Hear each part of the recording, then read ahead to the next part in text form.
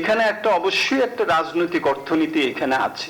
কর শুল্ক মার্কিন বাজারে যেটা নাকি 15%, তার উপরে আমার অতিরিক্ত 19% শুল্ক বসবে, সেটা আমরা চুক্তি করলাম। তাহলে 15 যোগ 19 কত হলো? 34%। তার সাথে এই 10% কত হলো? 44%।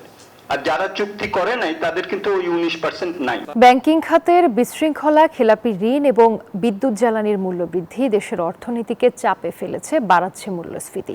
এমনটাই মনে করেন বেসরকারি উন্নয়ন সংস্থা সিপিডি।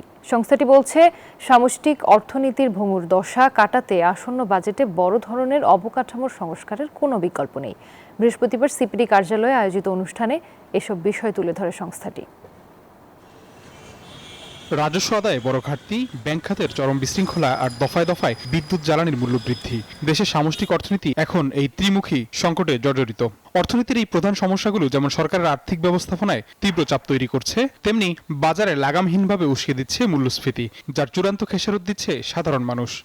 এবং তারপরে আরেকটা বিষয় যে বৃহস্পতিবার রাজধানীতে সেন্টার ফর পলিসি ডায়ালগ আয়োজিত Spanish digital print tiles, ATI tiles, এক টাইলসে জীবন পার 2025-26 অর্থবছরের সামষ্টিক অর্থনীতির অন্তর্বর্তীকালীন পর্যালোচনা অনুষ্ঠানে উঠে আসে এমন উদ্বেগজনক চিত্র। এ সময় সিপিডি নির্বাহী পরিচালক বলেন, সামষ্টিক অর্থনীতির ভঙ্গুর দশা কাটাতে আসন্ন বাজেটে বড় ধরনের কাঠামোগত সংস্কারের কোনো বিকল্প নেই। বাংলাদেশের যে অর্থনৈতিক যে সমস্যা, এই সমস্যা থেকে আমরা যদি রিকভারি পুনরুদ্ধার করতে চাই এবং আমাদের যে রেজিলিয়েন্স বাড়াতে চাই, তাহলে প্রাতিষ্ঠানিক শক্তিশালীকরণ, প্রাতিষ্ঠানিক বিশ্বাসযোগ্যতা, জবাবদিহিতা, সুশাসন, এগুলো হচ্ছে প্রিকন্ডিশন। এদিকে বাংলাদেশি পণ্যের উপর যুক্তরাষ্ট্রের অতিরিক্ত 10% শুল্ক আরোপের উদ্যোগকে রাজনৈতিক উদ্দেশ্য প্রণোদিত বলে মনে করছে সিপিডি। পরিস্থিতি মোকাবিলায় ওয়াশিংটনের সঙ্গে চুক্তি পর্যালোচনা ও দ্রুত দ্বিপাক্ষিক আলোচনার পরামর্শ দিয়েছে সংস্থাটি। এখানে অবশ্যই একটা রাজনৈতিক অর্থনীতি এখানে আছে। কর শুল্ক মার্কিন বাজারে যেটা নাকি 15%, তার উপরে আমার অতিরিক্ত 19% শুল্ক বসবে, সেটা আমরা চুক্তি করলাম। তাহলে 15 যোগ 19 কত হলো? 34%। তার সাথে এই 10% কত হলো? 44%।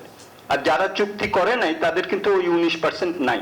নতুন পে স্কেল বাস্তবায়ন করলে সরকারের অতিরিক্ত প্রায় 1 লাখ কোটি টাকা ব্যয় বাড়তে পারে। তাই বেতন বৃদ্ধির পাশাপাশি সরকারি কর্মকর্তা কর্মচারীদের জবাবদিহি নিশ্চিত করার উপর গুরুত্বারোপ করেছে সিপিডি। রিপোর্টের পেছনেও বেশ কয়েকটি সার্ভে। আবি আব্দুল্লাহ, নিউজ 24, ঢাকা।